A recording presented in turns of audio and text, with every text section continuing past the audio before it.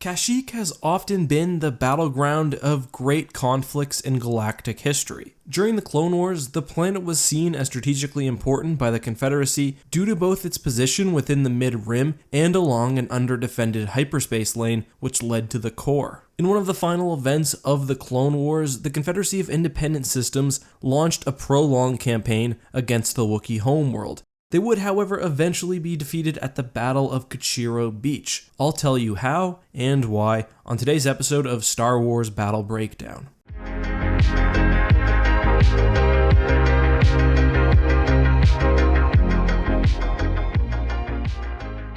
Hey guys, this is EckhartsLadder. Hello and welcome to another episode of Star Wars Battle Breakdown. Before we get started, however, I just have a very quick update. Over the past few days, I've been telling you guys about the Neutral Zone, a joint channel created by myself, Star Wars Explained, Space Doc, and Larissa and Mark from the Template Institute. Today we uploaded our very first video, an hour-long review of Solo, a Star Wars story. Please check it out. We've got a lot of big plans for the channel and I'd really like it to be successful. You'd be helping me out greatly. I'll put a link down in the comment section, also in the upper right hand corner. But let's talk about the Battle of Kashyyyk, and that's actually probably too broad of a term for what we're discussing. The Confederacy had actually been on Kashyyyk for some time before the final battle. Efforts were made to weaken local Wookiee resistance and also destroy Republic military units. In response, the Republic launched a mobile hit-and-run campaign against the Separatist forces, but it ultimately wasn't very successful.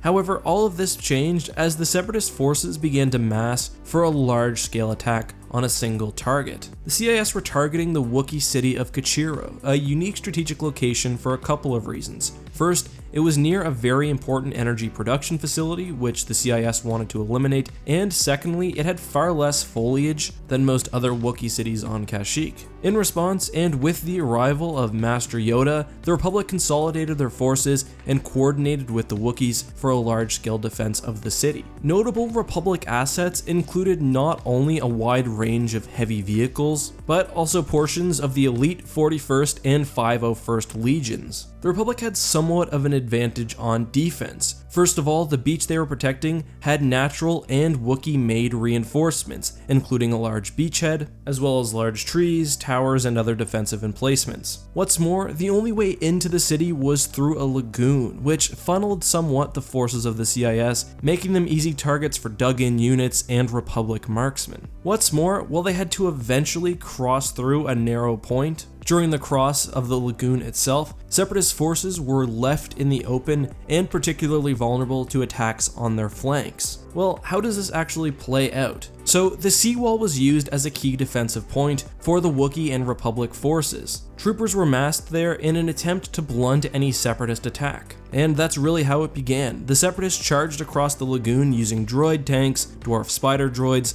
and infantry, while not only being shot by faraway Republic troops, but also facing Wookiees in cover. The Republic responded with numerous AT-APs, AT-RTs, and Juggernaut tanks. The Juggernauts especially brought a lot more firepower and tonnage than anything available to the Separatists.